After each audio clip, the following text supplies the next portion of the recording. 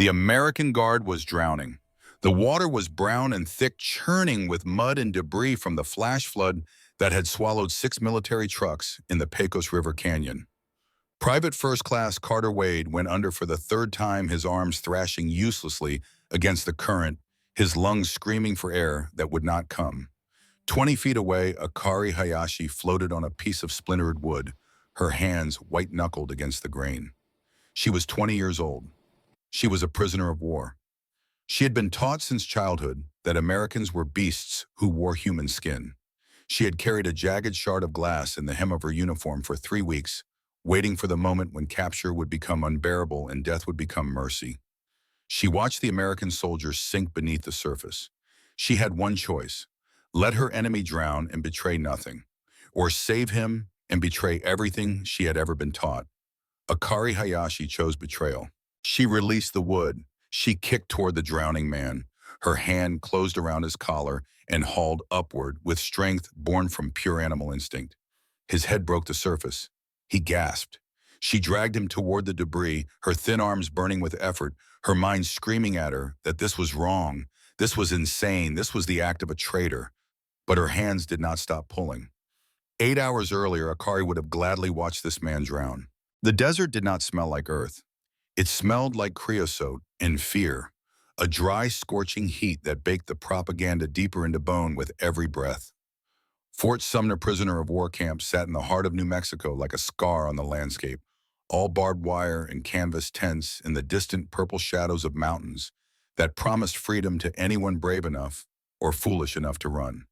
Akari stood in the morning formation with 49 other women, her back straight, her eyes forward, her mind somewhere else entirely. The sun was already brutal at 8 in the morning, turning the parade ground into a griddle. Sweat traced lines down her spine beneath the rough cotton of her prison uniform. She did not move. Movement drew attention. Attention invited cruelty. The camp commander, a thick-necked sergeant named Briggs, paced in front of the formation like a man inspecting livestock. His boots crunched on the gravel.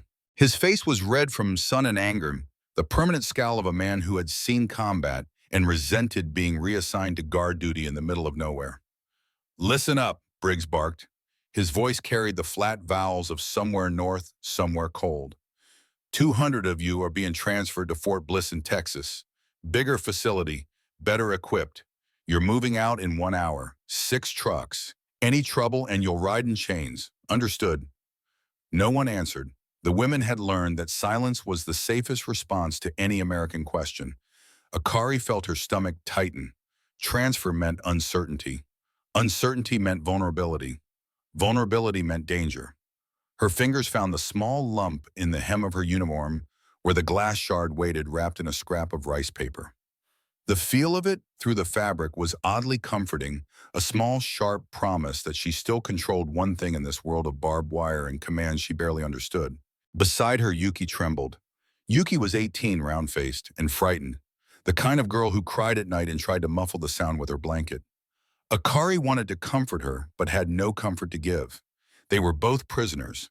They were both enemy aliens in a country that had dropped fire from the sky onto cities that had turned the Pacific Ocean red with blood, that preached democracy while locking up anyone who looked like the enemy. The propaganda officer's words echoed in her memory, sharp and clear, despite the months and miles between then and now. "The Americans are devils," he had said, his face grave and certain. "They collect teeth as trophies. They violate women and laugh while doing it. To surrender is to invite a fate worse than any honorable death. If you are captured, remember this: you are already dead. Act accordingly." Akari had believed him. Why wouldn't she? He was an officer. He represented the emperor. He had no reason to lie. But 3 weeks in this camp had planted seeds of doubt. The guards were young and bored, not cruel. The food was bland and tasteless, not poisoned. The barracks were crowded and hot, not torture chambers. The Americans treated them with the distant indifference of men doing an unpleasant job, not the sadistic pleasure of monsters. Still, Akari kept the glass, just in case the masks came off and the beasts emerged. What would make her choose to save the enemy? The answer begins with a lie about bacon. But first we must meet the man she would save. Carter Wade was 22 years old and he had never wanted to kill anyone. He sat on the edge of his bunk in the guard's barracks polishing his father's pocket knife with a rag that smelled like gun oil and red Oklahoma clay. The knife was small and old, the bone handle worn smooth by decades of use. His father had carried it through the Dust Bowl, years used it to cut baling wire and whittle sticks, and once memorably, to slice an apple into perfect sections for 3 hungry children who had not eaten fruit in 6 months. The knife was all Carter had left of home. The farm was gone foreclosed in 1937 when Carter was 14, and the dust had finally won. His father had stood in the empty doorway of the farmhouse, his shoulders bent, but not broken, and spoken words that Carter would carry like a second heartbeat for the rest of his life.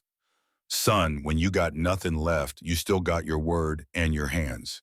Use both to help, not hurt. You hear me? Help, not hurt. Carter heard him. He always heard him.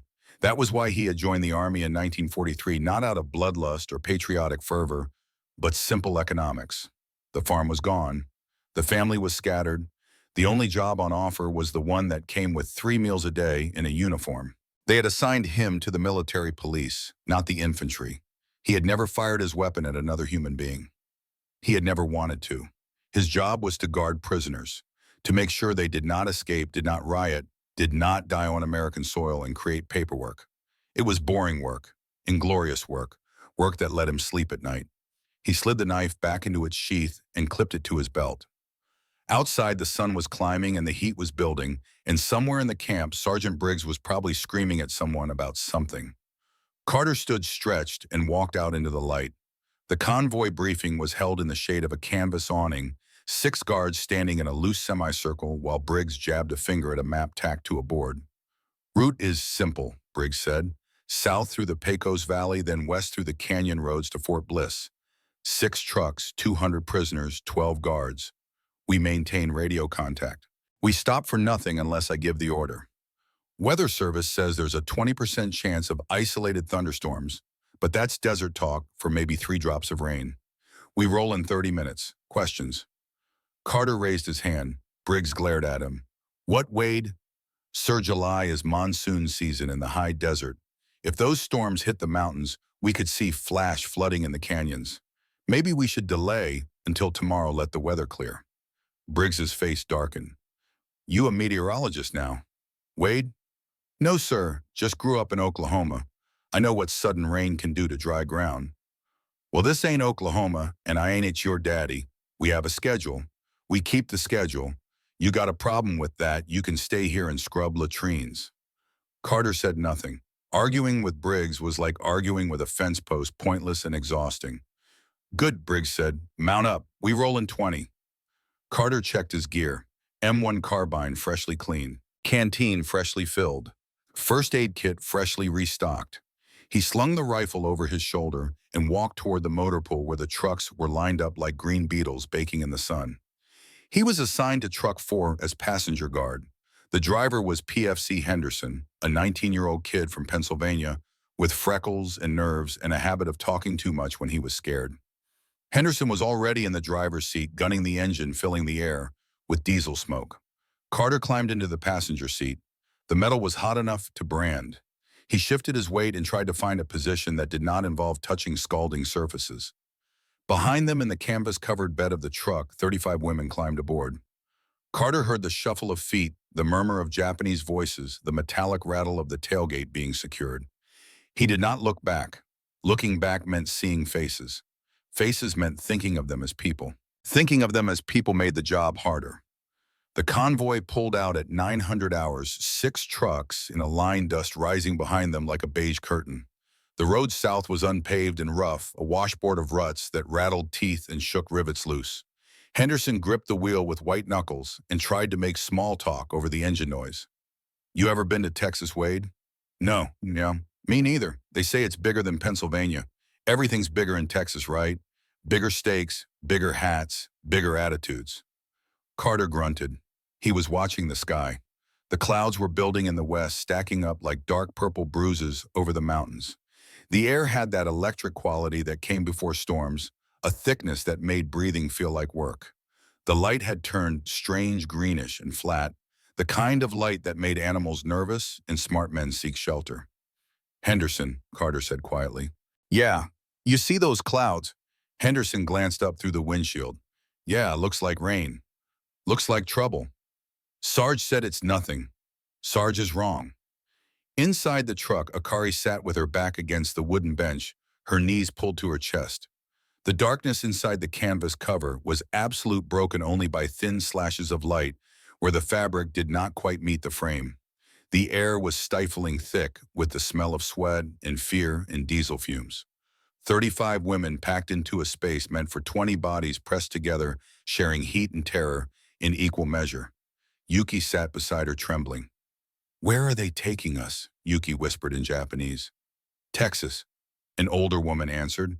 Her name was Fumiko, and she had been a teacher before the war. The execution camps. You don't know that, Akari said, but her voice lacked conviction. What else would it be? Fumiko's voice was bitter. They separate us from the main camp, load us onto trucks, drive us into the desert. This is how they do it. Away from witnesses, away from rules. Akari wanted to argue, but the words died in her throat. What did she know? What did any of them know? They had been fed propaganda by both sides, Japanese and American, until truth was as rare and precious as water in the desert. Her fingers found the glass shard through the fabric of her hem. When they opened these doors, she thought, I will not go quietly. The convoy crossed the Pecos River at 10:30 in the morning. The river was usually a lazy brown trickle, more mud than water, easy to ford even in the rainy season. But today the water was higher, angrier, swollen by runoff from the mountains where the storms had already begun. The lead truck carrying Sergeant Briggs entered the water first. The current pushed against the wheels. The engine roared. The truck made it across water streaming from the undercarriage. Trucks 2 and 3 followed. The water was rising visibly now, minute by minute, inch by inch. By the time truck 4 entered the river, the water was halfway up the doors. Carter felt the current hit them like a fist. Easy, he said to Henderson. Keep it steady. Don't fight the current, just angle across. Henderson's knuckles were white on the wheel. It's pushing us. I know, just keep going. We're almost... The sound came first. A deep rumble like a freight train running underground. It was a sound Carter recognized from his childhood in Oklahoma, from the spring storms that turned dry creek beds into raging torrents in minutes. It was the sound of water that had been waiting in the mountains, gathering strength, and was now coming down the canyon like the fist of an angry god. Reverse, Carter screamed. Reverse now! Henderson froze. His foot stayed on the bottom. The truck lurched forward instead of back. The wall of water came around the canyon bend. It was 15 feet high. It was brown and churning and full of boulders and trees and the corpses of animals that had been caught in its path. It moved with the speed and inevitability of a landslide. Carter had 1 second to think, 1 second to act, 1 second to decide between training and instinct. He grabbed the wheel and yanked it hard right toward the riverbank, toward higher ground, toward anything that was not in the direct path of that wall of death. Too late. The water hit truck 4 broadside with the force of 1,000 hammers. The truck lifted off its wheels. The world tilted. Carter had time to register the sensation of flying, of weightlessness, of his stomach dropping into his feet. Then the truck flipped. Metal screamed, canvas tore. Women screamed louder. The truck hit the water upside down. Inside the cargo bed, Akari experienced the end of the world.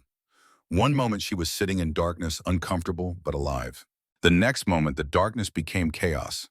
The truck flipped, and she was airborne bodies tumbling around her in the black arms and legs and screaming mouths. She hit something hard. The canvas ripped. Water rushed in, not a trickle, but a flood, cold and violent, and everywhere at once. She tried to swim, but did not know which way was up. Her lungs burned. Her hands clawed at torn fabric, at wooden beams, at nothing. She broke the surface for half a second, gasped a mouthful of air mixed with silt, and was pulled under again. This is it, she thought with strange clarity. This is the execution. They are drowning us. Her hand found something solid, a piece of wood, part of the truck bed floating in the chaos. She grabbed it and held on with strength she did not know she possessed. The current swept her away from the wreckage, spinning her like a leaf, battering her against rocks and debris. She surfaced again. The air tasted like copper and diesel and death. Around her, the Pecos River had become a mile-wide monster, brown and boiling, and littered with the remains of the convoy. She saw heads bobbing in the water. She heard screaming. She saw Truck 4 sinking behind her, canvas blooming like a black flower as it filled with water. And she saw the American guard, Carter Wade. He was in the water 20 feet away, going under. Carter had been thrown from the cab when the truck flipped. He hit the water hard, the impact driving the air from his lungs in an explosive burst. The current grabbed him immediately, dragging him under, spinning him until he lost all sense of up or down. His training kicked in. Don't fight the current. Swim diagonal. Find the surface. He kicked hard and broke into the air. He gasped, coughed, sucked in a breath of water and air mixed. His eyes burned with silt. His ears rang with the roar of the flood. The truck was sinking. He could see it 20 yards downstream, the canvas torn open like a wound. He could see arms reaching through the tears in the fabric. He could hear screaming, high and desperate and terrified. He could swim to the bank, save himself, live, or he could swim toward the sinking truck, toward the prisoners, toward almost certain death. His father's voice clear as a bell across the years. Use your hands to help, not hurt. Carter took the deepest breath of his life and dove toward the screaming. The water was chaos, zero visibility. He swam by, feel his hands outstretched, searching for anything solid. His fingers brushed fabric. He grabbed and pulled. An arm, a body. He hauled upward with every ounce of strength in his farm-built shoulders.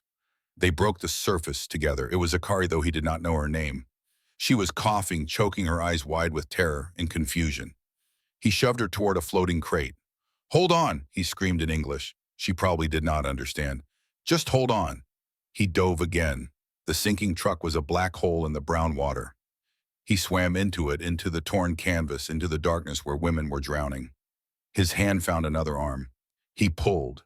This one fought him, panicking, clawing at his face. He wrapped his arm around her chest and kicked for the surface. They broke into the air. It was Yuki, though he did not know her name either. She was gagging, vomiting water. He pushed her toward the debris field where others were clinging to floating wood. He dove again, and again, and again. His lungs were fire. His muscles were lead. The current was trying to sweep him away, but he kept diving, kept grabbing, kept pulling women out of the dark water and shoving them toward anything that floated. How many times did he dive? He lost count. 5 times, 10 times, until his arms would not respond to commands, and his vision was graying at the edges, and his body was screaming that enough was enough, that he had done what he could, that staying down one more second would kill him. He surfaced one last time. The truck was gone, swallowed by the river. The current was sweeping the survivors downstream, away from the wreck site, into the unknown. Carter grabbed a floating log and held on his chest, heaving, his entire body shaking with exhaustion and shock. He looked around and counted 47 heads. 47 women alive, clinging to debris, out of 200 in the convoy. The flood had killed 153 people in less than 5 minutes. The river swept them 3 miles downstream before depositing them on a gravel bar in a bend of the canyon. The current slowed here, eddying around a sandbar that jutted into the flow like a gray tongue. One by one, the survivors were pushed onto the gravel, crawling out of the water on hands and knees, collapsing onto the stones like shipwreck victims on an unknown shore. Carter dragged himself onto the bar and lay flat on his back, staring up at the sky. The clouds were breaking apart now, the storm moving east, revealing patches of blue between the purple-black masses. The sun was a white hammer. The gravel was hot beneath his back. He tried to sit up and failed. Tried again and succeeded on the 3rd attempt. Around him, 47 women lay scattered on the gravel like dark flowers. Some were moving, coughing up river water. Some were still too exhausted or too traumatized to do more than breathe. Some were crying quietly, tears cutting tracks through the mud on their faces. Carter looked for the other guards. There, on the opposite bank, half a mile upstream, he could see 3 figures tiny in the distance, Sergeant Briggs and 2 others. They had made it to the bank when the flood hit. They were alive but unreachable, separated by a river that was still too violent to cross. No radio. His radio had been in the truck, now at the bottom of the Pecos. No weapons except the knife on his belt. His M1 carbine was somewhere in the silt with the truck. He checked his canteen. Gone. His first aid kit. Gone. Everything was gone except the knife and the clothes on his back and 47 terrified women who looked at him with eyes that expected nothing good. The sun was past noon. In 6 hours, it would be dark. In 8 hours, the desert temperature would drop from 110 degrees to 50 degrees. Wet clothes and hypothermia were a lethal combination. Carter stood on shaking legs and assessed the situation with the cold practicality his father had taught him. Priority 1, warmth. Priority 2, shelter. Priority 3, water. He walked to the edge of the gravel bar where driftwood had piled up against the canyon wall. The flood had left gifts dry, wood cattails, yucca plants torn up by the roots. He gathered an armload and carried it back to the center of the gravel bar. He built a fire pit with rocks. He gathered tinder from the driest cattail fluff. He pulled out his knife and cut a green stick for a friction bow. It took him 20 minutes of spinning and sweating and cursing under his breath, but finally a small ember glowed orange in the tinder nest. He breathed on it, gentle, patient, coaxing. The ember became a flame. The flame became a fire. Carter sat back and watched the smoke rise into the desert sky. The fire crackled and popped a small, defiant sound against the roar of the river. He looked at the women. They were still huddled together 30 yards away, watching him with dark eyes that held no trust. He gestured to the fire. Come, get warm. No one moved. He sighed. He could not blame them. He was the enemy. The fire was probably a trap in their minds. Everything was a trap. But the sun was sinking. The cold was coming. And stubbornness, Carter knew from bitter experience, could kill you just as dead as a bullet. He sat by the fire alone and waited. The cold came with the sunset. In the desert, temperature is a tyrant with no mercy. The same sun that bakes the ground to 110 degrees during the day abandons the earth at night, fleeing into the black sky and leaving behind a cold that seeps into bones and turns breath to fog. Akari felt it first in her hands. The numbness started in her fingertips and crawled up her arms like frost. Her clothes, still damp with river water, clung to her skin and leached away every shred of warmth her body tried to generate. Her teeth began to chatter. She tried to stop them and could not. The shaking spread from her jaw to her shoulders, to her entire body, violent, convulsive shivers that she could not control. Around her, the other women were in similar condition. Yuki's lips had turned blue. Fumiko was hugging herself so tightly her knuckles were white. Several women had stopped shivering altogether, which was worse. That meant hypothermia was winning. The fire burned 30 yards away, bright and warm and forbidden. We have to go to the fire, Akari said through chattering teeth. It is a trap, Fumiko said. He saved us from the water so he could burn us on land. That makes no sense. Nothing about this makes sense. We are prisoners. He is a guard. The fire is how he will kill us. Yuki made a small whimpering sound. I am so cold. Akari looked at the American. He sat by the fire alone, his back to them, his shoulders hunched. He had taken off his uniform shirt and draped it over a stick near the flames to dry. His undershirt was still wet, clinging to his back. She could see his shoulder blades move as he fed more wood into the fire. He was not building a pyre. He was building a campfire. The distinction seemed important. I am going, Akari said. You will die, Fumiko warned. I will die here of cold before he can kill me with fire. At least by the fire I will be warm when I die. She stood. Her legs barely held her. She took one step toward the fire, then another. The distance felt infinite. She kept her hands visible, her eyes on the American's back, waiting for him to turn to reach for a weapon to reveal the beast beneath the skin. He turned. He looked at her. He did not smile, did not speak, just shifted slightly to the side, making room near the fire, and gestured with one hand. Sit. Akari sat 8 feet from him across the flames, close enough to feel the heat, far enough to run if needed. The warmth hit her face like a physical force. It hurt. Her frozen skin woke up with pins and needles. Her fingers began to tingle. The shivering intensified for a moment as her body realized it was no longer dying and then slowly, gradually began to ease. She watched the American through the flames. He was young, maybe 23, tall and lean, with the build of someone who had done physical labor all his life. His hair was dark blonde, cut military short. His face was sunburned and unshaven. His eyes were blue, though the firelight made them look almost gold. He did not look like a beast. He looked like a tired young man. One by one, the other women came to the fire. Yuki came next, crawling on hands and knees, too weak to walk. Then Fumiko, her face tight with suspicion, but her body betraying her with its desperate need for warmth. Then the others, until all 47 women formed a rough circle around the flames. The American watched them settle. His expression was unreadable. When everyone was seated, he reached into his pocket. Akari tensed. This is it. The weapon, the cruelty. He pulled out a small tin. K rations, field rations, cheese crackers.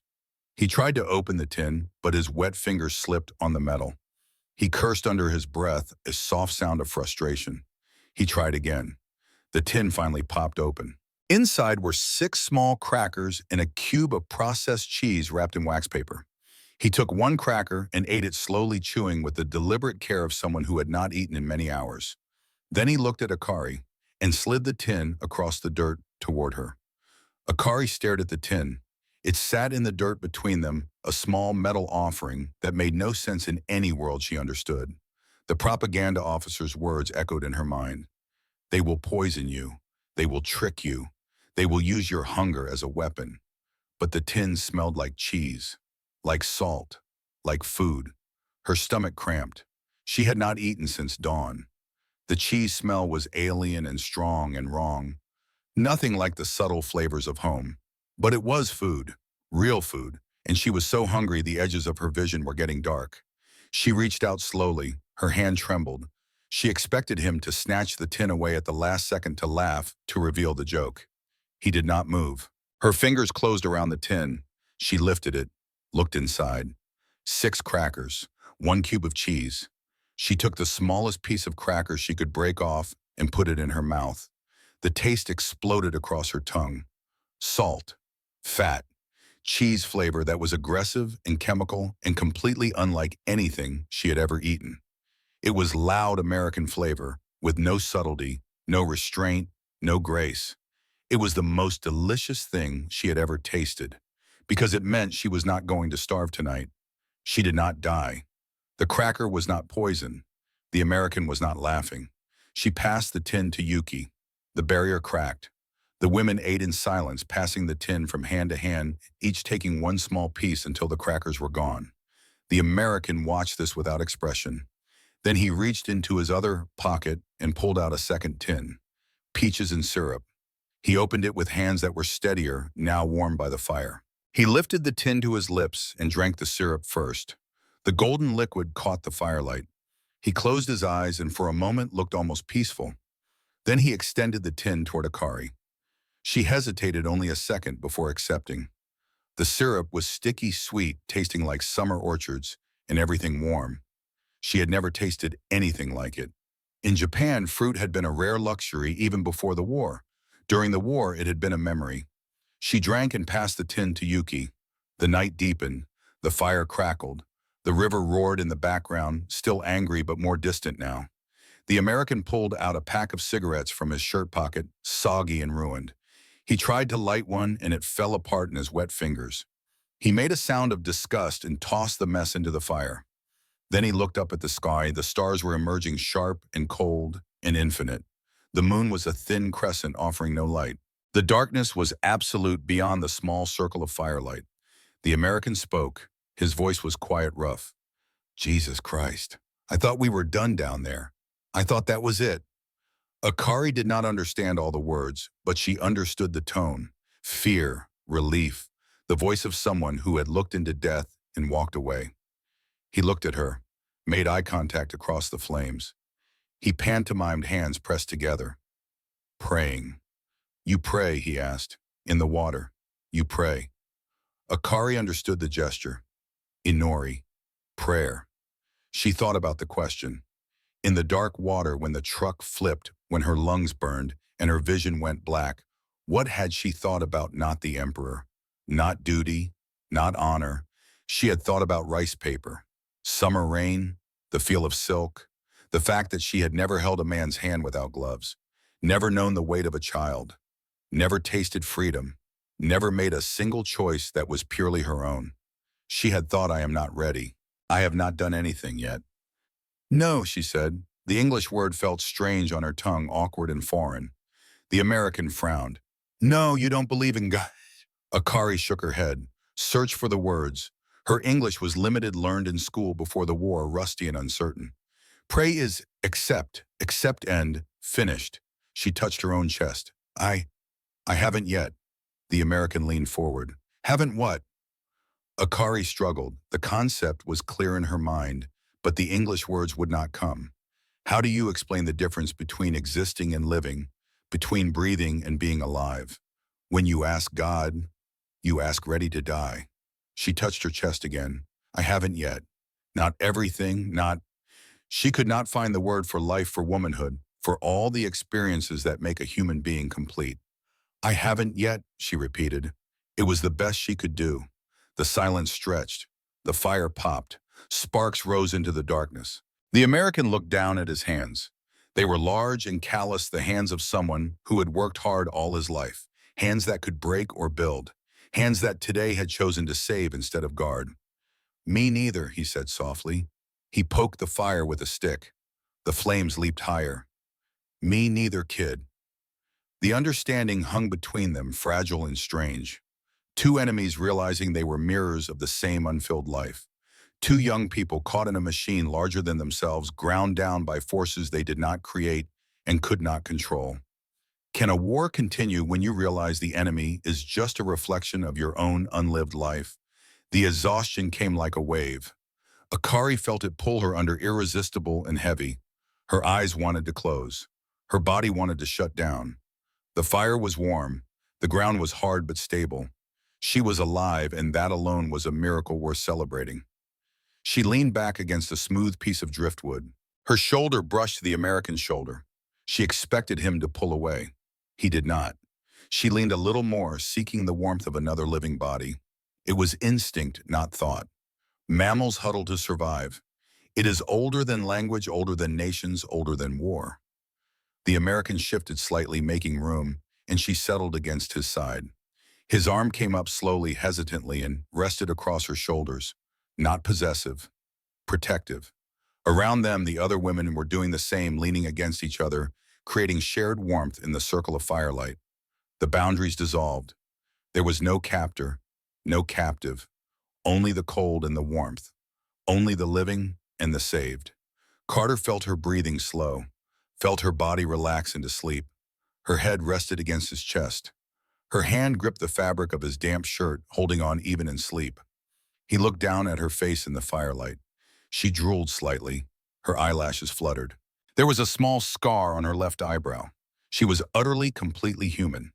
Not a Jap, not an enemy, not a propaganda poster. A girl who was 20 years old and had almost died and had chosen to keep living. He felt something shift in his chest. Not love, not romance, something deeper and simpler. Recognition. His heartbeat slowed to match hers. If we are enemies, he thought, why does she feel like home? He did not have an answer. The fire burned low. The stars wheeled overhead. The river sang its violent song in the darkness. And for 8 hours in a circle of warmth on a gravel bar in New Mexico, the war stopped. The sun did not rise gently. It struck. Morning in the desert was not a gradual thing. It was an assault, a white-hot hammer that shattered the cool mercy of night and turned the world into a furnace within minutes. The temperature swung from 50 degrees to 90 degrees in half an hour. The light was blinding, harsh, unforgiving. Carter woke to the sun directly in his eyes. He blinked, disoriented. For a moment, he did not know where he was. Oklahoma basic training, the war. Then the smell hit him. River mud, smoke, unwashed bodies. Reality crashed back. He tried to sit up and discovered he could not move. Something was pinning him. He looked down.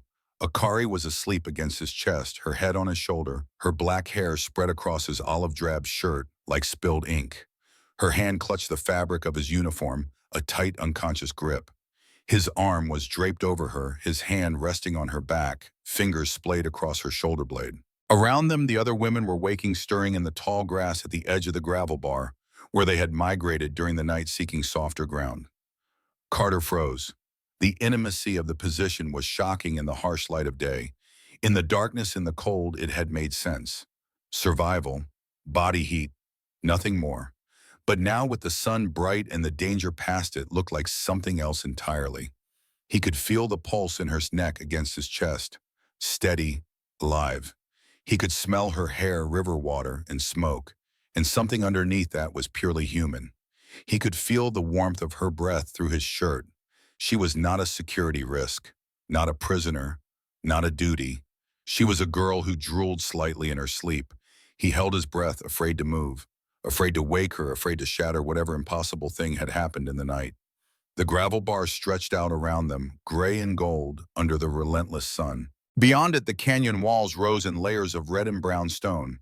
The river had calmed, but was still running high brown and fast. The sky was a blue so deep it hurt to look at. It was beautiful, terrible and beautiful. Akari shifted. Her eyes opened. She looked up, directly into his eyes. For half a second, there was only confusion on her face. The warm, hazy confusion of waking up safe. Then reality returned. Her eyes widened. She realized where she was, who she was holding. But she did not scream, did not scramble away. She lay still for one heartbeat longer than necessary, looking at him. Blue eyes and brown eyes 6 inches apart, sharing breath. The heat radiating from him was the same heat beating within her.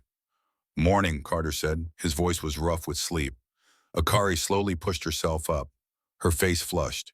She fixed her torn tunic, smoothed her hair. She would not meet his eyes. She nodded. Morning. The word hung between them. Simple. Impossible. The "I haven't yet" of the night before was still there, unspoken but present. The daylight could not erase the truth spoken by the fire.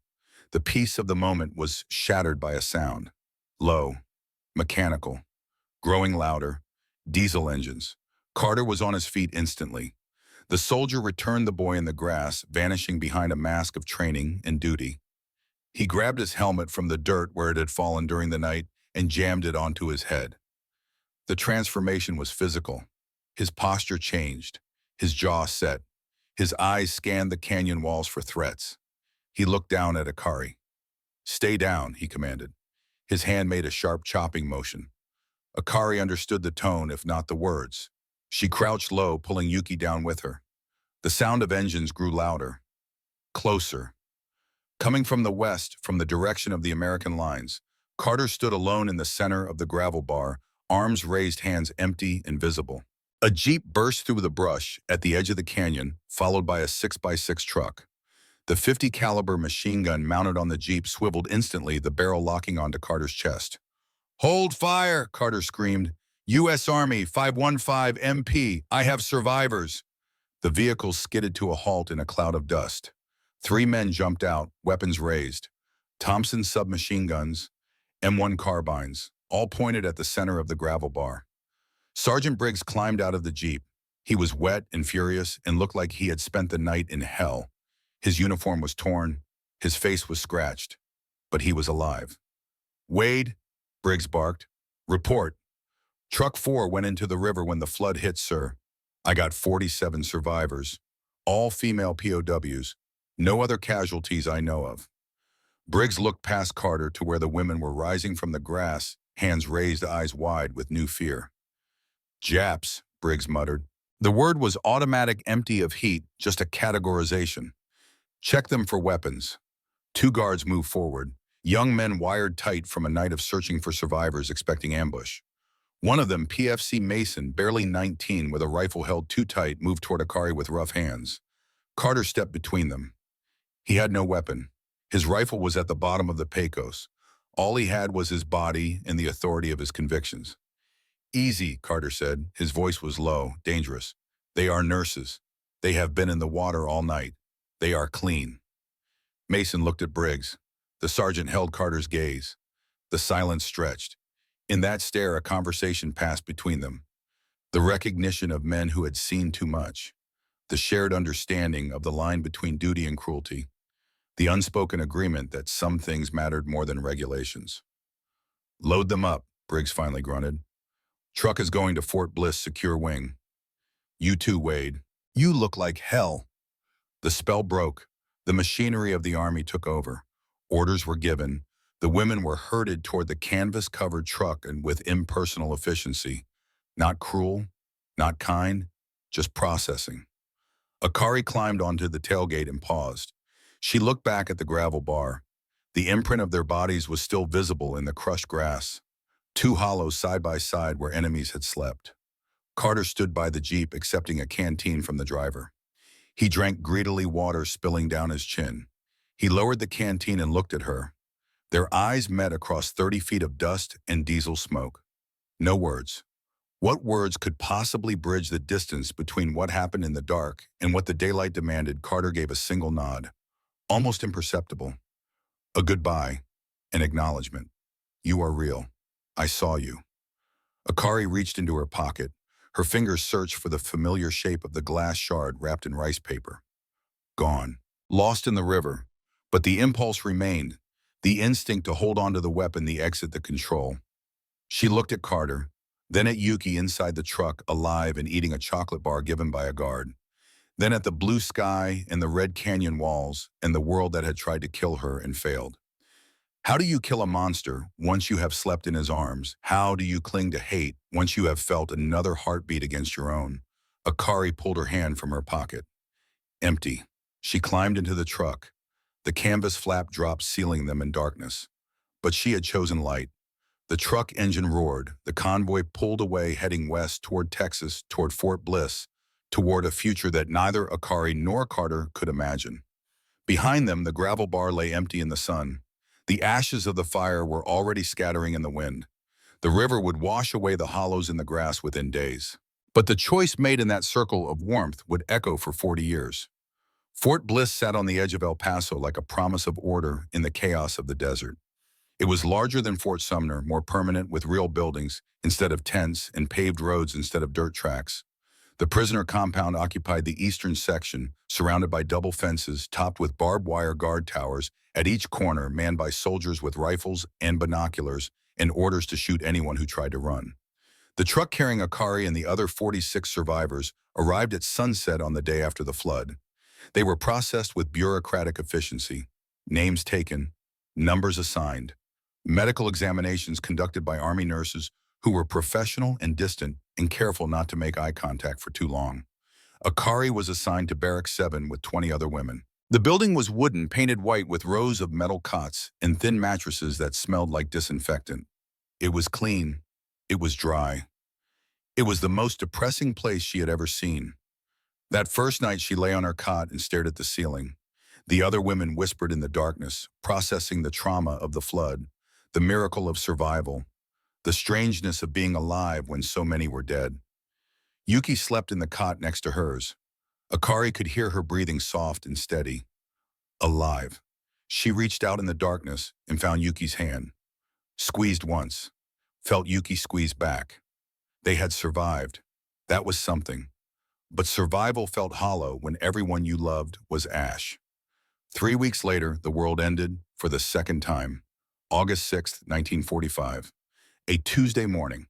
The sky over Fort Bliss was cloudless and blue, the temperature already climbing toward 100 degrees by 9 in the morning. Akari was working in the camp infirmary, changing bed sheets and emptying bedpans and trying not to think about anything deeper than the next task. The camp commander's voice came over the loudspeakers mounted on every building. Attention all personnel. Attention all personnel. This is a priority announcement. The entire compound went still. Soldiers stopped walking. Prisoners stopped working. Everyone waited. This morning at 08:15 local time, a single American bomber dropped a new type of bomb on the city of Hiroshima, Japan. The bomb utilized atomic energy. Early reports indicate the entire city has been destroyed. Japanese casualties are estimated in the hundreds of thousands. Further information will be provided as it becomes available. That is all. The loudspeaker clicked off. Akari stood in the middle of the infirmary holding a bundle of dirty sheets, trying to understand what she had just heard. Hiroshima, her city, her home. The place where her mother wove silk in the back room of their small house. The place where her father tended rice paddies that had belonged to his family for 6 generations. The place where her younger brother had learned to catch fireflies in summer and build snowmen in winter before the war took him away. Entire city destroyed. Hundreds of thousands dead. The sheets fell from her hands. An American nurse, a lieutenant with kind eyes and red hair, put a hand on Akari's shoulder. "Did you have family there?" the nurse asked quietly. Akari nodded. She could not speak. Her throat had closed. "I'm sorry," the nurse said, and she meant it. The sorrow in her voice was genuine. Akari wanted to scream, wanted to rage, wanted to grab something and smash it into pieces, but she did nothing. She stood frozen in the middle of the infirmary while the world rearranged itself around her into a shape that made no sense. Her family was gone. Her city was gone. Everything she had been before the war, everything she might have returned to after the war, was smoke and radioactive dust. She was alone in the world. That night she lay on her cot and did not cry. Tears belonged to the girl who had a home. That girl had died in the flood. This new Akari was hollow, an empty vessel that had not yet been filled. 9 days later, Japan surrendered. The announcement came over the loudspeakers again. August 15th, the emperor's voice thin and crackling through the radio static, speaking words that had never been spoken by an emperor in 3,000 years of Japanese history. "We have resolved to endure the unendurable and suffer what is insufferable." The war was over. In the prison compound, the women wept.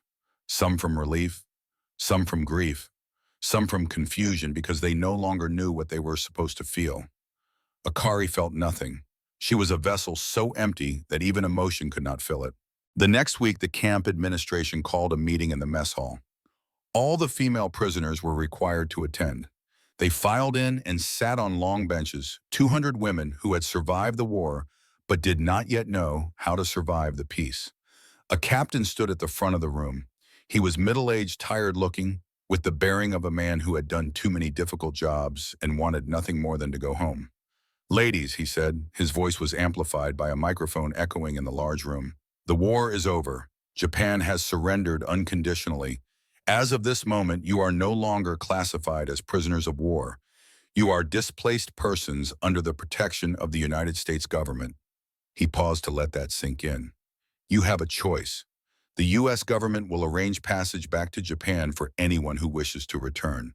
Transportation will be provided at no cost. You will be repatriated to your home prefectures as soon as shipping can be arranged." On another pause. "However, the situation in Japan is difficult. Many cities have been destroyed. Food is scarce. The occupation is just beginning. Life will be hard." He looked around the room, meeting eyes. "Alternatively, you may choose to remain in the United States. If you do, you will be placed in a resettlement program. You will be given work permits, housing assistance, and English language classes. You will be required to report to immigration officials monthly. You will not be granted the citizenship immediately, but a path to permanent residency will be available." He let that settle. "This is your choice.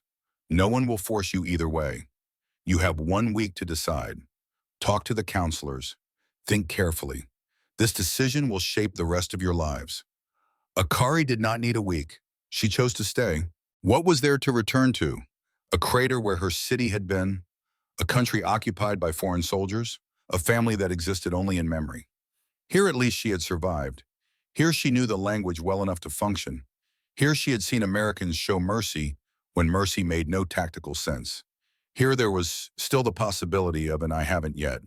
In September of 1945, Akari was transferred to a resettlement facility in Los Angeles. The city sprawled along the coast like a living organism, all palm trees and streetcars and buildings that seemed to stretch toward a sky that was hazy with something the Americans called smog. It was overwhelming, loud, bright, terrifying. She was placed in a boarding house in Little Tokyo, a neighborhood that had been emptied during the war when all the Japanese Americans were sent to internment camps. Now it was slowly refilling with returnees and refugees and people like Akari caught between two worlds belonging fully to neither. She found work at a community clinic as a nurse's aide. The pay was low but steady. The work was familiar. She changed bandages and took temperatures and dispensed medicine and tried not to think about anything beyond the next patient. At night, she returned to the boarding house and ate dinner alone in her small room. Rice and pickled vegetables when she could afford it, bread and canned soup when she could not. She did not make friends. Friendship required opening up. Opening up required acknowledging the hollow space inside her chest where a heart used to be. She existed. She did not live. The months passed. Fall became winter, became spring. 1946 arrived with rain and blooming flowers and the slow creep of normalcy that felt like betrayal. How could the world continue when so much had ended? Carter Wade did not forget. He was discharged from the Army in October of 1945 with an honorable service record, a small severance payment, and no clear idea what to do with the rest of his life. He returned to Oklahoma and found it exactly as he had left it: flat, brown, dusty. The farm was still gone. His mother had moved to Tulsa to work in a factory. His younger sister had married a mechanic and moved to Kansas. There was nothing for him in Oklahoma except memories of dust and hunger and his father's voice saying help, not hurt. He worked odd jobs: ranch hand, oil rig roughneck, construction laborer. The work was hard and mindless, and it kept his hands busy. But it did not keep his mind quiet. At night he thought about the fire, the gravel bar, the girl who said, "I haven't yet." He did not know her name. He had never asked. She was prisoner female number unknown in his official report. But in his memory, she was the girl with the scar on her eyebrow, who chose to live when dying would have been easier. He wondered if she had survived the rest of the war, if she had made it home to Japan, if she was happy, if she ever thought about that night. In April of 1947, Carter was working on an oil rig outside of Tulsa when he made a decision. During his lunch break, he drove into town and found the Red Cross office. It was a small building on Main Street, staffed by volunteers who processed requests for information about missing persons, displaced refugees, family members, separated by war. Carter waited in line for 40 minutes. When his turn came, he approached the desk where a gray-haired woman with bifocals looked up from her paperwork. "I'm looking for someone," Carter said. "Name?" "I don't know her name. She was a Japanese prisoner of war. Nurse's aide, about 20 years old. She was in a convoy that got caught in a flash flood near Fort Sumner, New Mexico, in July of 1945. 47 women survived. I need to know if she's alive." The woman looked at him over her bifocals. "That's not much to go on, son." "I know, but it's all I have." The woman sighed. "I'll see what I can do. No promises. The records from the POW camps are still being organized. It could take months. I'll wait." He filled out forms, provided dates and locations and descriptions, signed his name and left a mailing address. Then he went back to the oil rig and tried not to hope too hard. 3 months later, a letter arrived. It was from the Red Cross, typed on official letterhead, brief and to the point. They had located records from the Fort Sumner convoy. 47 female survivors had been transferred to Fort Bliss. Of those, 38 had chosen to remain in the United States. 9 had returned to Japan. One name stood out on the list of those who stayed: Akari Hayashi, age 20, former residence Hiroshima Prefecture, current residence Los Angeles, California, employed at Little Tokyo Community Clinic. Carter read the letter 3 times, his hands shook. She was alive. She had stayed. She was 4 states away. He saved money for 3 months. Every dollar he could spare from rent and food went into a coffee can hidden under his bed. By October, he had enough for boss in a cheap hotel room. He borrowed his supervisor's pickup truck, promised to return it in a week, and drove west. The drive from Oklahoma to Los Angeles took 2 days. Carter drove through the Texas Panhandle across New Mexico, where the memories of the flood lived, in every canyon through Arizona, where the desert stretched forever, and finally into California, where the land turned green and the air smelled like salt water and possibility. He found Little Tokyo on a Thursday afternoon. The neighborhood was small, just a few blocks clustered around First Street, with shops and restaurants, and a Buddhist temple with a curved roof that looked out of place against the angular Los Angeles skyline. The clinic was a modest building, painted white, with a Red Cross sign above the door. Carter parked across the street and waited. He did not know what he was waiting for. He had not planned beyond this moment. He had not thought about what he would say. What if she did not remember him? What if she did not want to see him? What if the girl from the gravel bar had become someone else? Someone who had moved on and filled her vessel and had no room for the past. The clinic door opened. Akari walked out. Carter's heart stopped. She was older, 2 years older, which meant 22 now. Her hair was longer, pinned up in a style he did not recognize. She wore a nurse's uniform, white and crisp, with sensible shoes and a small bag over her shoulder. She looked tired, thin, like someone who worked too hard and ate too little. But it was her. The same face, the same scar on her eyebrow. She turned left and started walking down the sidewalk. Carter sat in the truck, frozen. This was it. This was the moment. He could start the engine and drive away and leave her to her life and keep the memory of the gravel bar pristine and perfect. Or he could get out of the truck and risk everything. Help, not hurt. His father's voice, steady as ever. Carter opened the truck door and stepped onto the sidewalk. Akari, he called. She stopped, turned. Her eyes went wide. They stood on opposite sides of First Street, traffic flowing between them. Car horns and streetcar bells, and the noise of the city creating a wall of sound that felt impossible to cross. But she crossed it. She walked toward him slowly, her eyes locked on his, as if she was afraid he might disappear if she blinked. She stepped off the curb, dodged a delivery truck, ignored a driver who shouted at her to watch where she was going. She stopped 3 feet away from him on the sidewalk. "You found me," she said. Her English was much better now, still accented but clear and confident. "I had to know you were okay," Carter said. It was a lie, and they both knew it. He needed more than to know. He needed to see her, to hear her voice, to confirm that the night on the gravel bar had been real and not a fever dream born from trauma and exhaustion. "I am okay," Akari said. Then softer, "Are you okay?" "Yeah, I'm okay." The silence stretched. Around them, Los Angeles moved at its frantic pace, people rushing past, cars honking, the world spinning forward while they stood still. "Walk with me?" Carter asked. Akari nodded. They walked to a small park 3 blocks away, a Japanese garden tucked between buildings like a secret. There were stone lanterns and a koi pond and a wooden bridge painted red. It smelled like flowers and green things and the faint chlorine of city water trying to imitate a mountain stream. They sat on a bench near the pond, careful distance between them, not touching. "I'm sorry," Carter said, "about Hiroshima, about your family, about everything. You did not drop the bomb." "No, but I'm still sorry." Akari looked at the koi swimming lazy circles in the pond. "You saved my life. You have nothing to apologize for." "I think about that night sometimes." "The fire." "I think about it every night." Carter turned to look at her. She was staring at the water, her profile sharp in the afternoon light. He wanted to reach out, wanted to touch her hand, wanted to bridge the distance between what happened in the dark and what was possible in the light. "I've been thinking," he started. His throat was dry. "This was harder than diving into floodwater.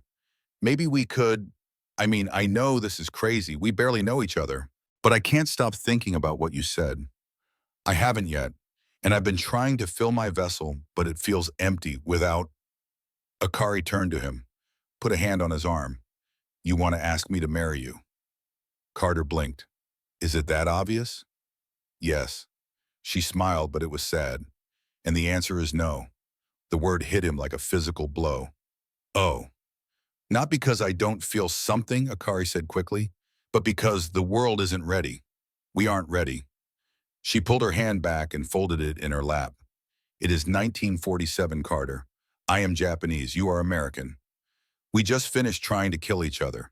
There are laws against people like us being together. In most states, we could not legally marry even if we wanted to. California allows it. California tolerates it. That is not the same thing. If we do this, you will be called a Jap lover. You will lose jobs, lose friends. Your family will disown you. And I will be called worse. The Japanese community will say, I am sleeping with the enemy. The American community will say, I am stealing one of their men. We will be hated by both sides. I don't care what people think. But I do." Her voice was firm. "I have lost everything, Carter. My family, my country, my language.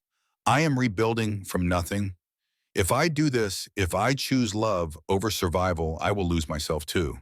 And then what was the point of saying, I haven't yet?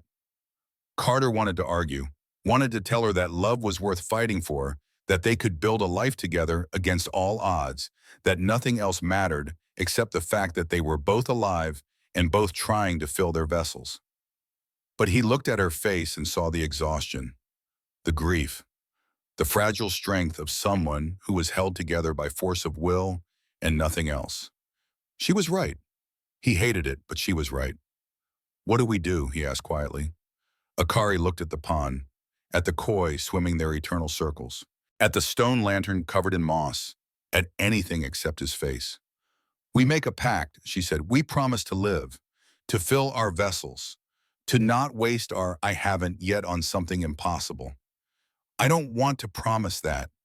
Neither do I. But we must. She turned to face him, tears in her eyes but her voice steady. Promise me you will find a good woman, someone who can stand beside you in daylight without fear, someone you can bring home to your family, someone who will give you children and a life that is normal and safe and good. Akari, promise me. Carter's throat felt like broken glass. Only if you promise the same. I will find someone. I will have children. I will live fully. I will honor what we learned that night on the gravel bar. Can I write to you? Carter asked. Sometimes. Akari shook her head. No, clean break. It is the only way. If we stay in contact, we will only torture ourselves with what might have been. She stood. Carter stood too. They faced each other on the path near the koi pond. Two people who had shared the most intimate night of their lives and would now walk away from each other forever. Goodbye, Carter Wade. Goodbye, Akari Hayashi. His hand brushed hers, just fingertips touching for half a second. The electricity of skin on skin, the recognition of shared warmth, the memory of sleeping heart to heart while the desert tried to kill him. Then she walked away. Carter stood by the koi pond and watched her disappear around a corner. He did not follow. He had made a promise. He drove back to Oklahoma with a hole in his chest that felt like it would never heal. Neither of them kept the promise about not writing, but the letters they wrote were never sent. In 1948, Carter Wade met Mary Sullivan at a church social in Tulsa. She was a local girl, 20 years old, with dark hair and an easy smile and a laugh that sounded like wind chimes. She worked at her father's hardware store. She had never left Oklahoma. She wanted nothing more than a simple life with a good man. Carter was a good man. He was kind. He was steady. He worked hard. He did not drink too much or gamble or raise his voice in anger. He opened doors for her and paid for dinner and asked her father for permission before proposing. They were married in June of 1949. It was a small wedding in the Baptist church where Mary had been baptized as a baby. Carter wore his army dress uniform because it was the only suit he owned. Mary wore her mother's wedding dress altered to fit. They honeymooned for 3 days at a lake cabin borrowed from Mary's uncle. It rained the entire time. They played cards and talked about the future and made love with the gentle awkwardness of two people who were still learning each other's bodies. Carter told himself he loved her, and he did, just not in the way he had loved the idea of Akari. Not with the desperate intensity of two people who had looked into death together and chosen life. But this was different. This was sustainable. This was a love that could exist in daylight without shame or fear. Mary got pregnant in October. Their first son was born in July of 1950. They named him Daniel after Carter's father. He had his mother's dark hair and his father's blue eyes and lungs that could wake the dead. Carter held his son for the first time and felt something shift in his chest, not healing exactly, but filling, the vessel slowly taking on weight and purpose. I haven't yet, he thought. But I'm trying. Their second son was born in 1952, their daughter in 1955. Carter bought a small ranch outside of Tulsa, 20 acres of scrubland, and a house that needed work. He raised cattle and fixed fences and taught his children to ride horses and rope steers and judge a person by their actions, not their flag. He never told Mary about Akari, not the full truth. She knew he had served as a military police guard. She knew he had been at Fort Sumner. She knew about the flood. But she did not know about the fire, the gravel bar, the girl who said, I haven't yet, and changed the shape of his soul. That was his secret, his burden, his memory. Once a year on the anniversary of the flood, Carter would wake before dawn and watch the sunrise from his porch. Mary learned not to ask why. Some things belonged to the past, and the past had its claims. In 1960, sitting at his desk while Mary slept and the children dreamed in their rooms, Carter wrote a letter he knew he would never send. Dear Akari, I hope you kept your promise. I married a good woman. I have 3 children. I live on a ranch, and every sunrise I think about New Mexico, about fire and peaches and your voice saying I haven't yet. You taught me something that night, that I haven't yet isn't about dying young. It's about living fully before you go. I did that. I hope you did too. If you're reading this someday, I hope you're a grandmother surrounded by love. I hope you filled your vessel to the brim. The sun warms everyone the same. Yours always, Carter. He folded the letter, put it in an envelope, addressed it to Akari Hayashi Tanaka, Los Angeles, California. He had seen the marriage announcement in a Japanese-American newspaper he had found in a Tulsa library. She had married in 1950, a man named Hiro Tanaka, a veteran of the 442 Regimental Combat Team, the most decorated unit in U.S. Army history, all Japanese-American, all proving their loyalty while their families sat in internment camps. Carter was glad. Hiro Tanaka sounded like a good man, a man who would understand what it meant to be caught between worlds. He put the letter in his desk drawer, locked it, never sent it. Akari Hayashi met Hiro Tanaka in the spring of 1949 at a community meeting in Little Tokyo. He was 32, a decade older than her, with graying hair at his temples and a limp from a wound he had taken in Italy. He had kind eyes and a quiet voice and a sadness that matched her own. They did not fall in love immediately. Love required open hearts, and theirs were both locked tight. But they built something else. Partnership, respect, companionship. 2 survivors recognizing each other across the wreckage of their lives. They married in a small ceremony at the Buddhist temple. No family on either side. His parents had died in the internment camps. Hers had died in Hiroshima. They were orphans, marrying orphans, creating family from nothing. Their first daughter was born in 1951. They named her Emiko, which meant blessed child. She had Akari's eyes and Hiro's calm temperament and a cry that could pierce walls. Akari held her daughter for the first time and felt the vessel begin to fill. Not completely. There would always be empty spaces where her parents and brothers should have been. But this was new weight, new purpose. I haven't yet, she thought, but I'm getting there. Their second daughter was born in 1953. Their son in 1958. Akari worked as a school nurse. Hiro opened a small grocery store that served both Japanese and American customers. They saved money carefully. They bought a house in Boyle Heights, a neighborhood where no one cared what you looked like as long as you paid your rent and kept your lawn trimmed. They built a life. Simple, quiet, good. Akari never told Hiro about Carter. Not the full truth. He knew she had been a prisoner of war. He knew about the flood. He knew she had lost her family in Hiroshima. But he did not know about the American Guard who saved her life. The fire on the gravel bar, the intimacy of survival. That was her secret, her memory, her ghost. Once a year, Akari would go to the Los Angeles River to a quiet spot where she could sit on the concrete embankment and watch the water flow. It was not the same river, but all rivers remember other rivers. All water flows to the same sea. She would sit and talk to the American Guard as if he could hear her across the miles and years. Did you keep your promise? Did you find someone? Are you happy? Do you still think about that night? The river never answered. But she kept asking. In 1975, Hiro died. Cancer. It started in his lungs and spread to his liver and bones and brain. He fought for 8 months with the same quiet determination he had brought to everything in his life. At the end, he was so thin that Akari could see the shape of his skull beneath his skin.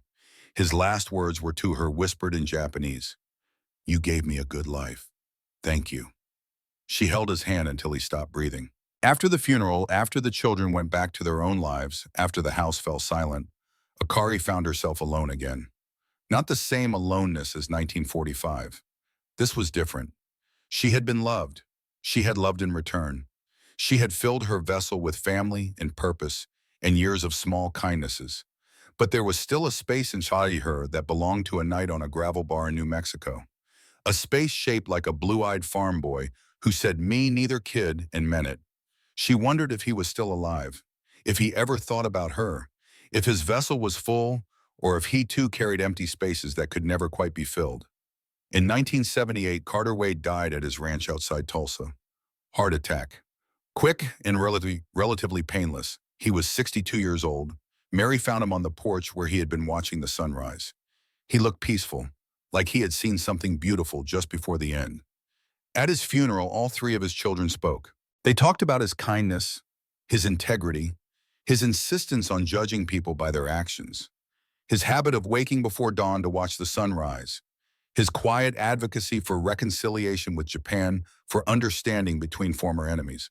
They did not understand where that passion came from, but they honored it.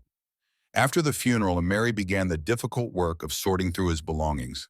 His clothes went to charity, his tools went to his sons, his books went to his daughter. His desk was locked. Mary found the key in his nightstand drawer.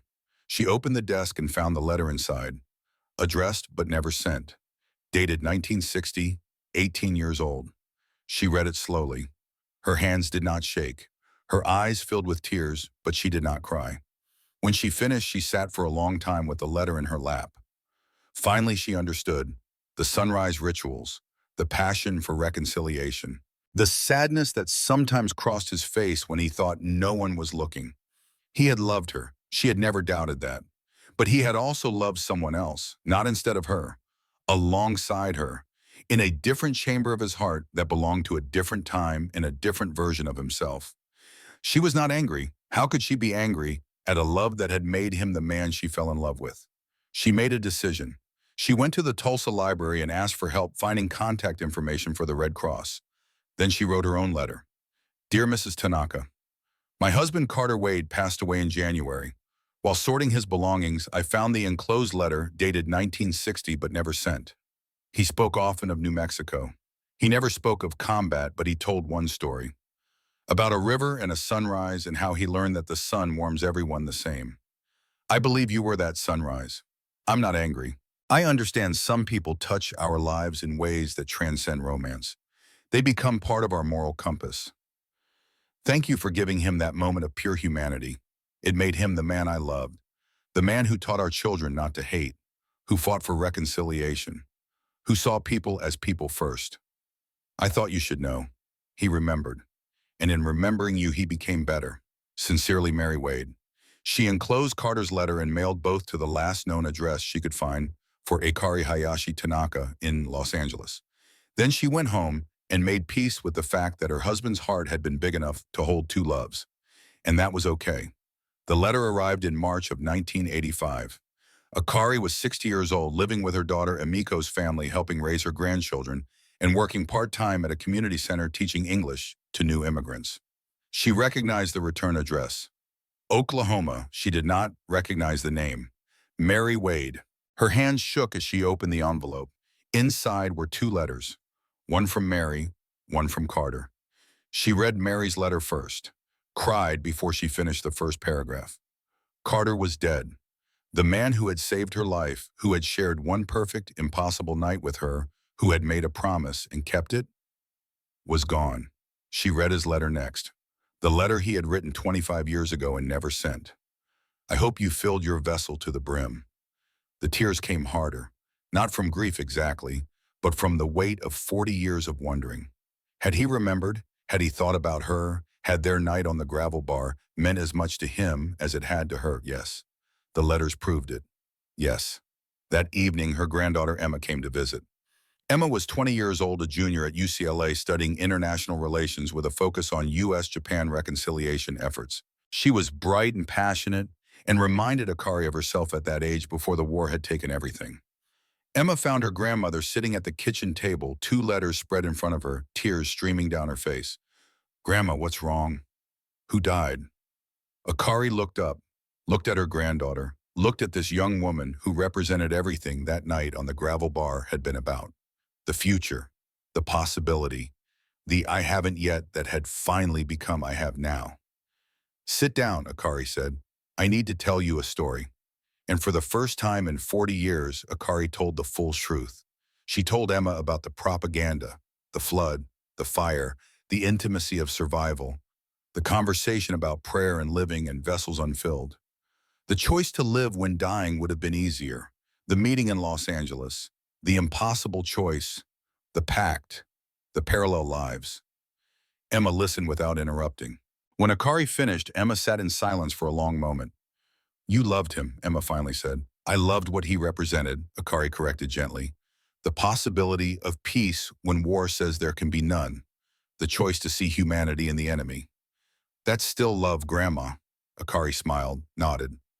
Yes, I suppose it is. Emma reached across the table and picked up the letters. Read them both. When she finished, she looked at her grandmother with new understanding. This is why you do the work you do. Teaching reconciliation, bridge building, all of it. Yes. Grandma, this story matters. People need to hear this. It was a lifetime ago, which makes it history, and history has power. Emma's eyes were bright with excitement.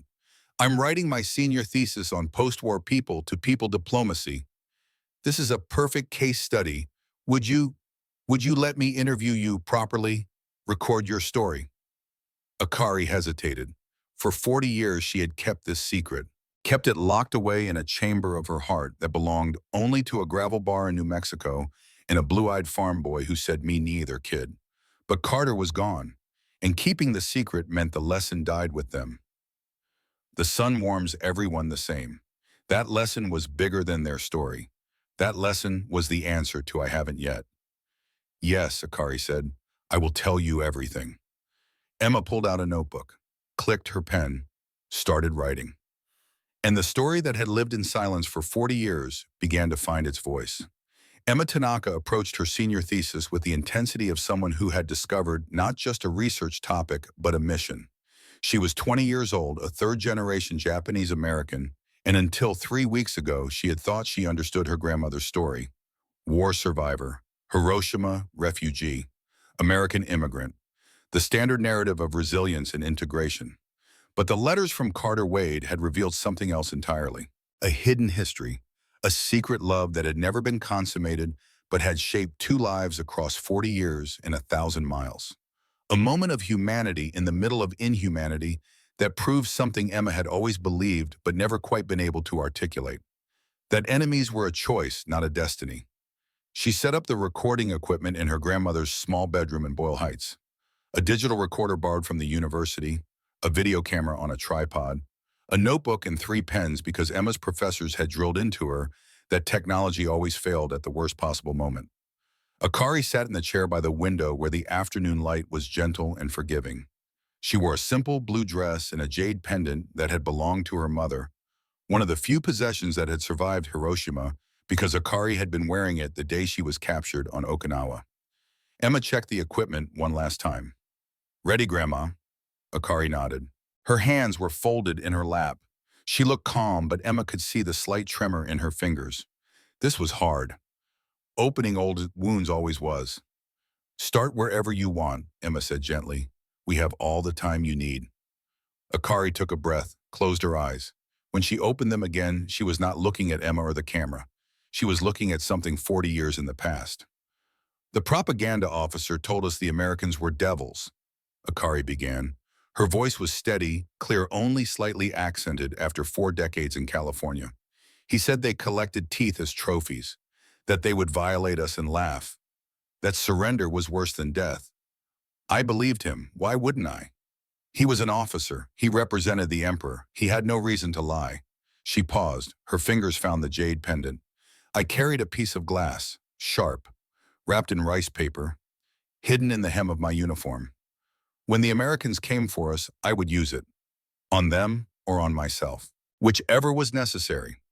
Emma wrote furiously, trying to capture not just the words, but the tone, the pauses, the way her grandmother's face changed when she talked about the glass. Tell me about the convoy, Emma prompted. It was July, 1945. Hot, the kind of heat that makes you dizzy. We were being transferred from Fort Sumner to Fort Bliss. 6 trucks, 200 women. I was in truck 4. Akari's voice changed, became distant, factual. The voice of someone recounting events they had replayed in their mind 10,000 times. There was a guard in the passenger seat, Carter Wade. I did not know his name then. He was just the enemy. Tall, blue eyes, sunburned. He looked nervous. He kept watching the sky. She described the flood, the wall of water, the truck flipping, the darkness and the drowning. Carter diving again and again into the churning river, pulling women to the surface. The gravel bar, the fire, the night. Emma listened and wrote and tried not to cry. When Akari got to the part about the peaches and syrup, her voice softened. He gave me his food. After he saved my life, after he built the fire, he gave me his rations. The peaches were so sweet, sweeter than anything I had ever tasted. Not because they were good, but because they meant I would not starve, and because he gave them to me when he could have kept them for himself. What did that mean to you? Emma asked. In that moment, Akari considered the question. It meant everything I had been taught was a lie. He was not a devil, he was a mom. Scared and tired and trying to do the right thing in a situation where there was no right thing, just choices. And he chose mercy. The interview continued for 3 hours. Emma had to change the tape twice.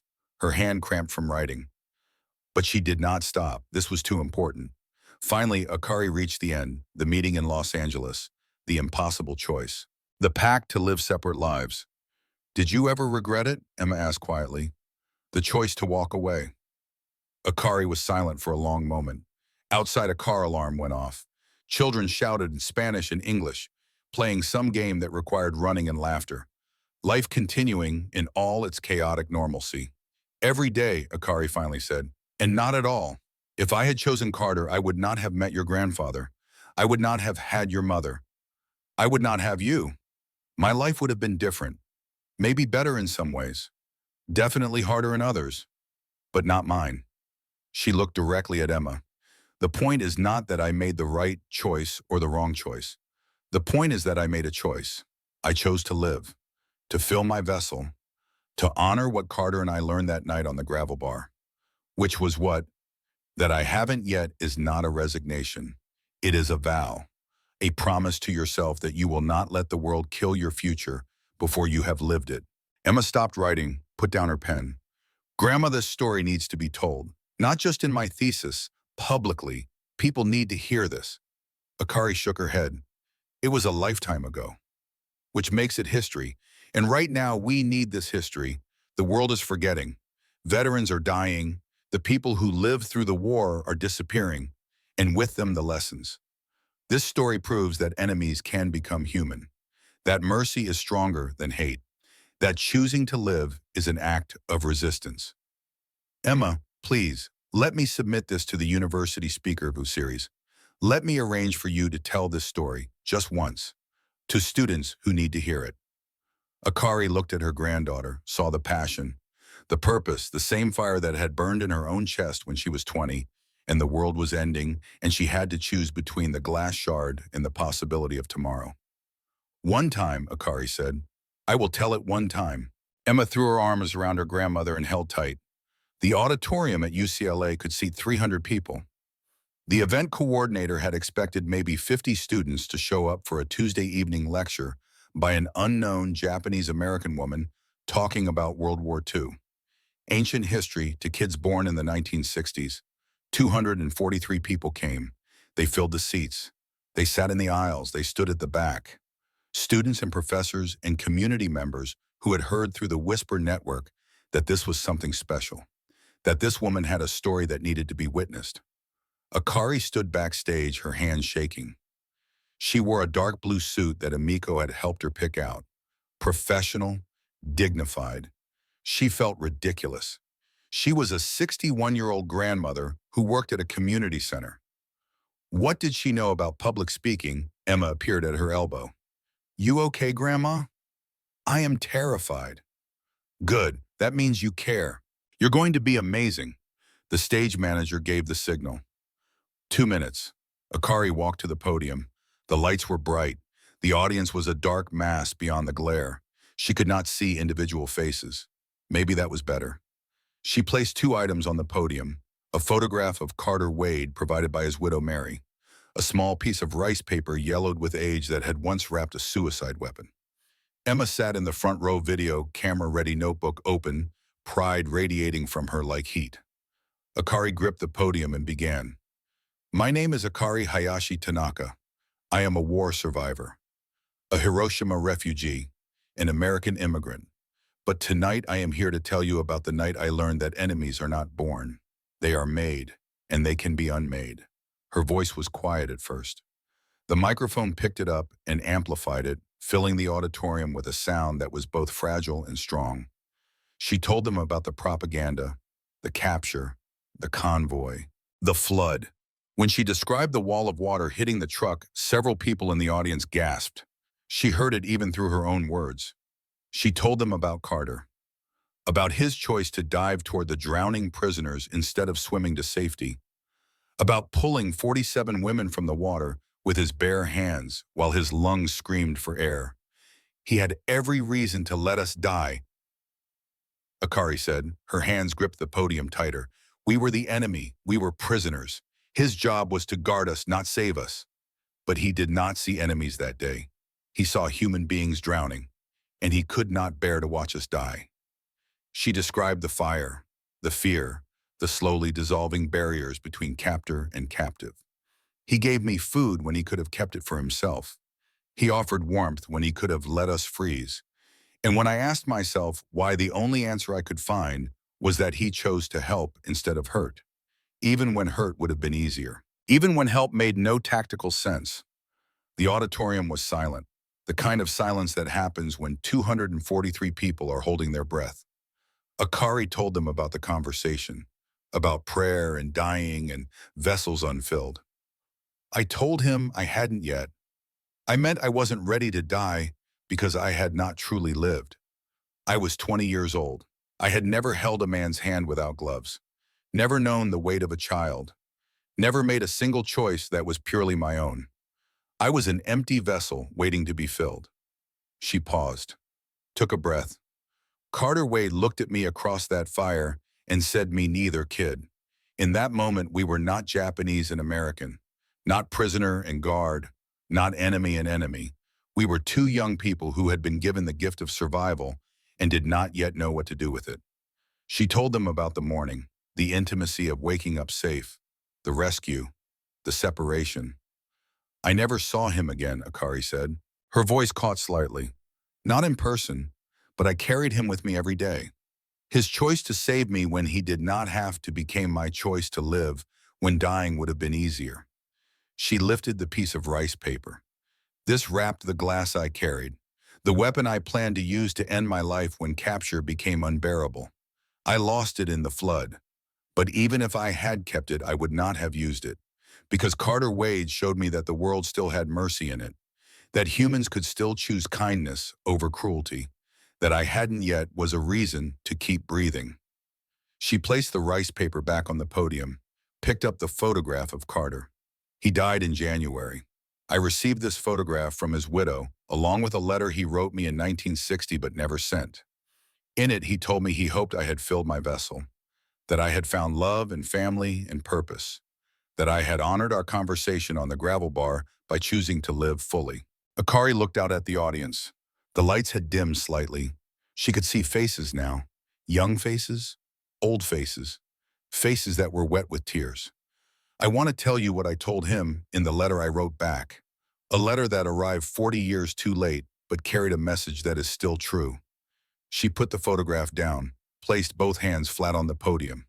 I have now. I have lived. I have loved. I have raised 3 children and helped raise 5 grandchildren. I have worked as a nurse and a teacher and an advocate for peace. I have tasted joy and suffered grief and experienced the full spectrum of what it means to be human. My vessel is full because one American soldier chose mercy in a moment when hate would have been easier. Her voice grew stronger. This is not a story about me. This is a story about choice. Every day we choose. We choose whether to see enemies or human beings. We choose whether to cling to hate or reach for understanding. We choose whether to let fear fill our vessels or to fill them with life and love and purpose. She leaned forward slightly. Carter Wade and I were supposed to be enemies. The governments of our countries had declared it. The propaganda had reinforced it. The machinery of war demanded it. But in a moment of crisis, he chose to see me as human first. And that choice rippled through 40 years and 3 generations and brought me to this podium tonight. Akari's eyes found Emma in the front row. My granddaughter is studying international relations. She wants to build bridges between nations. She wants to prevent the kind of war that made enemies out of people who should have been friends. She can do this work because I survived. And I survived because one man refused to let hate dictate his actions. She straightened, took a breath. So I challenge you, all of you. What is your I haven't yet? What are you waiting to do to become to experience? And what choice will you make today to honor that promise to yourself? She paused. Let the question settle. The sun warms everyone the same. That is what Carter told his children, what he believed with his whole heart. That underneath the uniforms and the flags and the propaganda, we are all human beings trying to survive, and maybe if we are lucky to thrive. Akari gripped the podium one last time. I am here tonight to tell you that choosing mercy over hate is not weakness.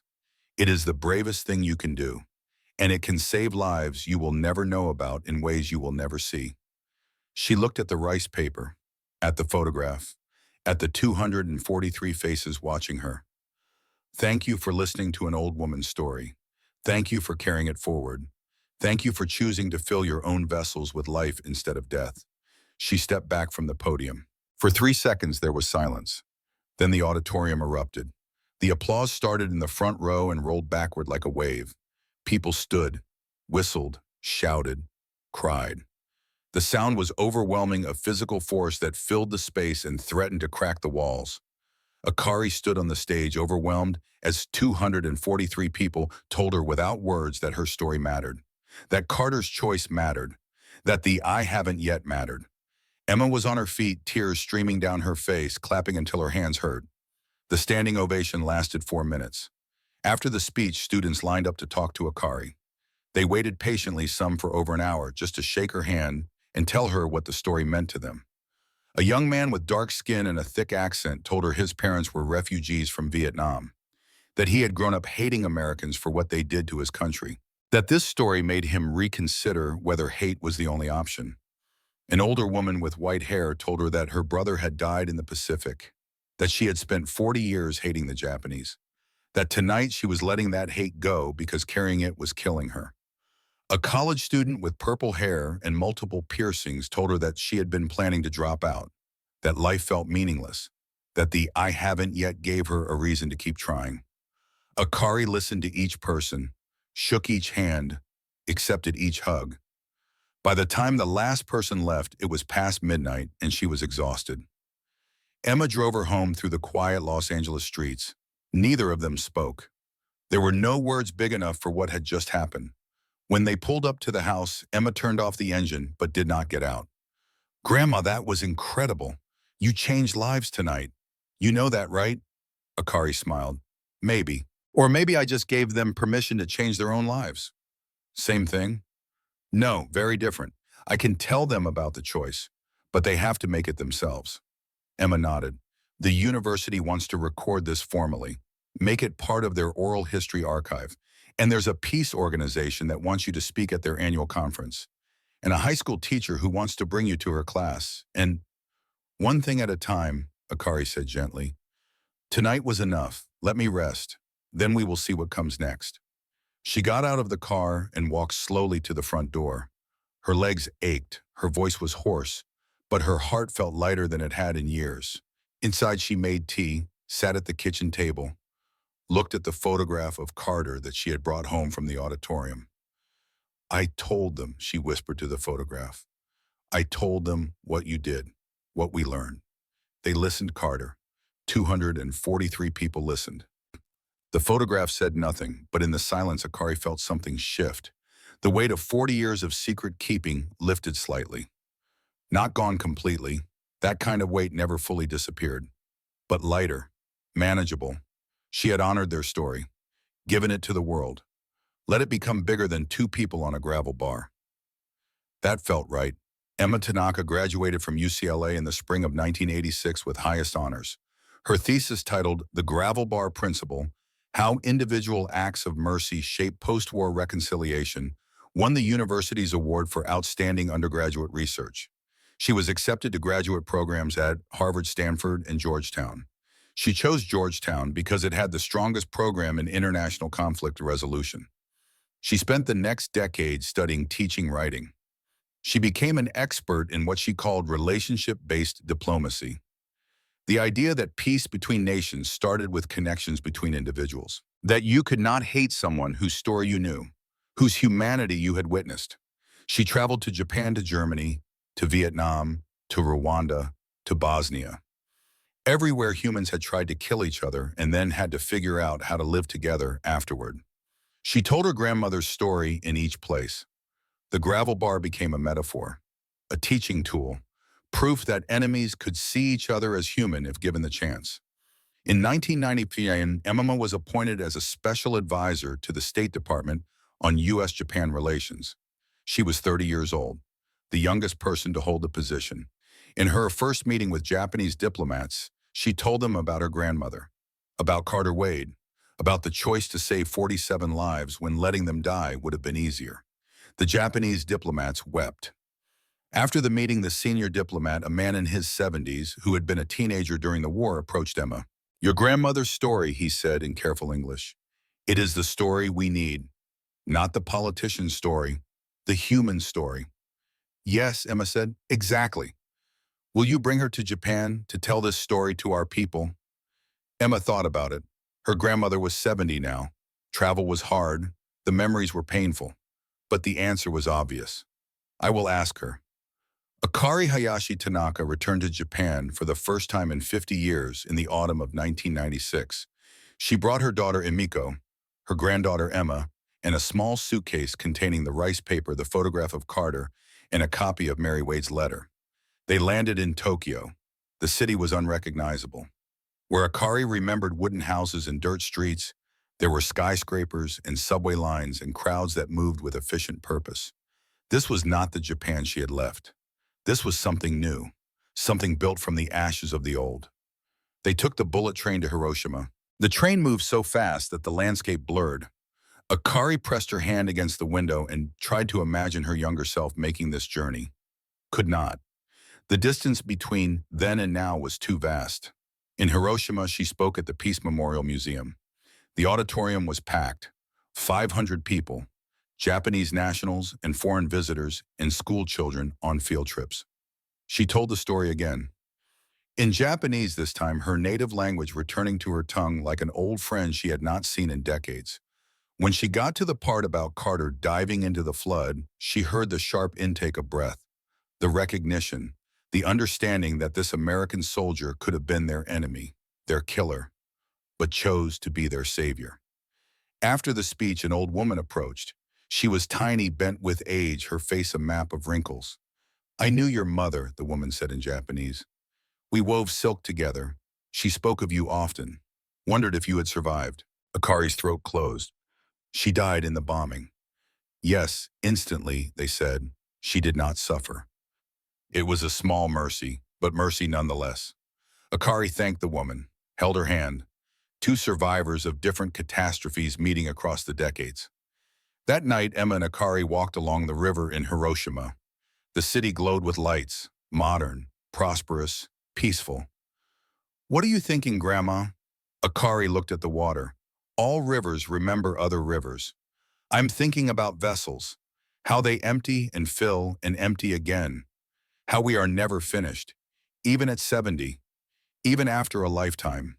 There is always more room, more capacity for love and grief and everything between." "Is your vessel full now?" Akari smiled. "No, but it is full enough, and I am still here to fill it more.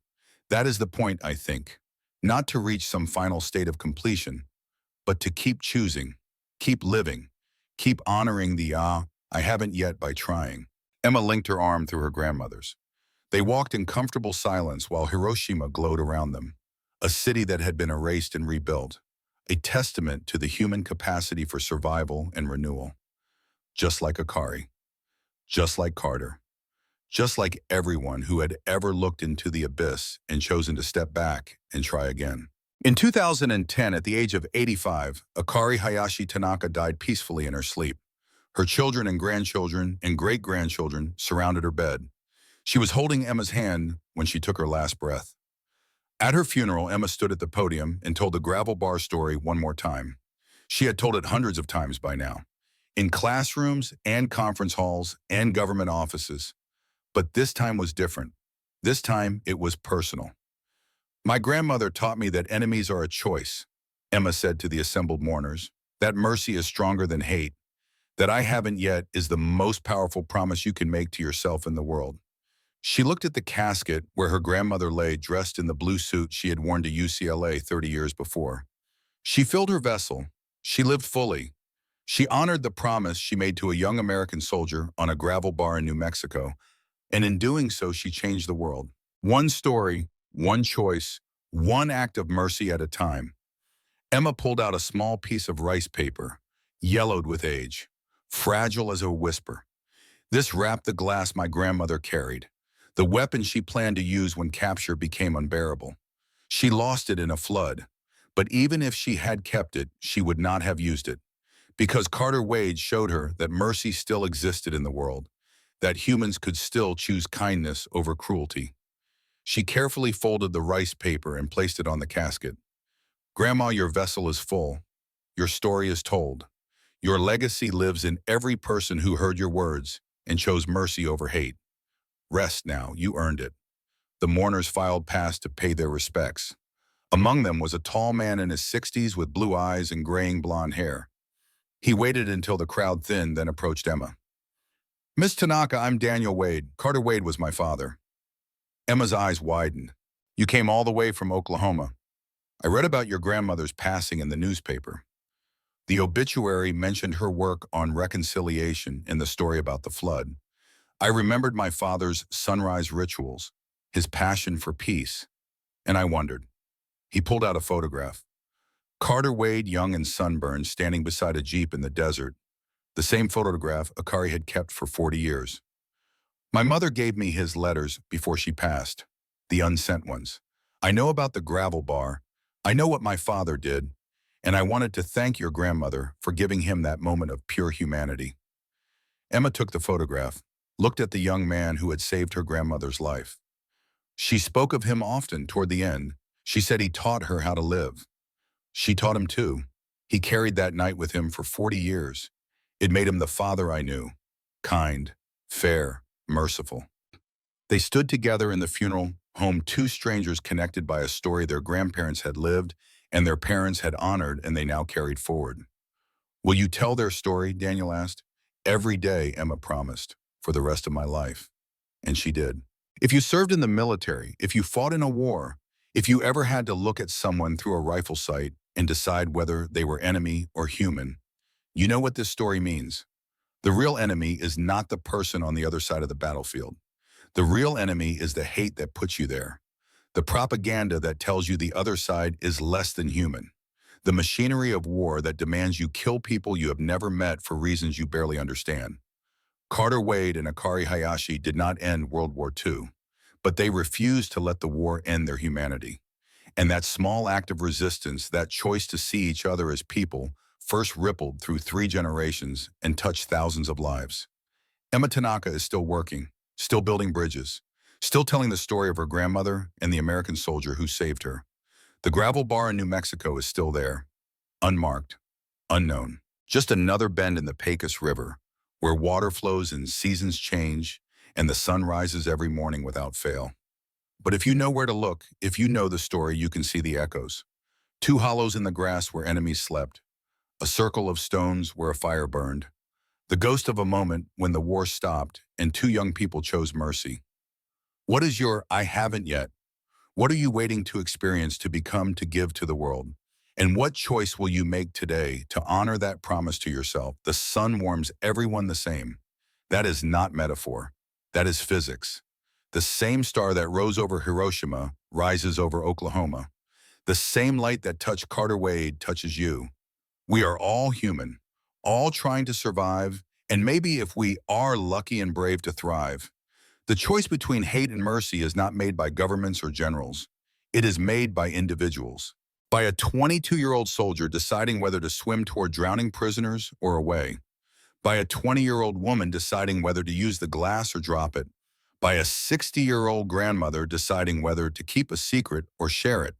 By a 20-year-old student deciding whether to carry a story forward or let it die.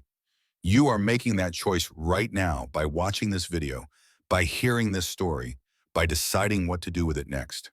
I hope you choose mercy. I hope you choose to live. I hope you fill your vessel with love and purpose and the full, messy, beautiful experience of being human.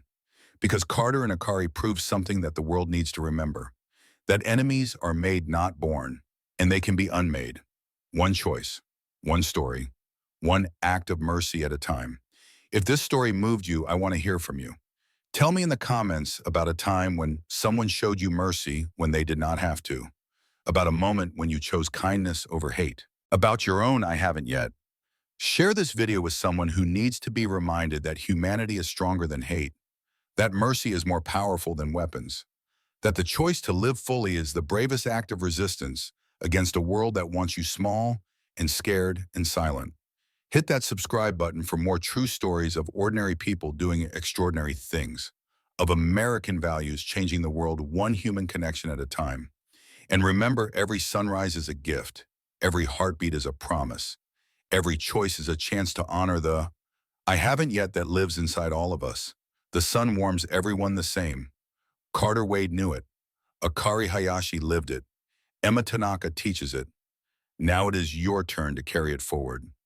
Thank you for spending 45 minutes with this story, with these people, with this truth. Until next time, choose mercy.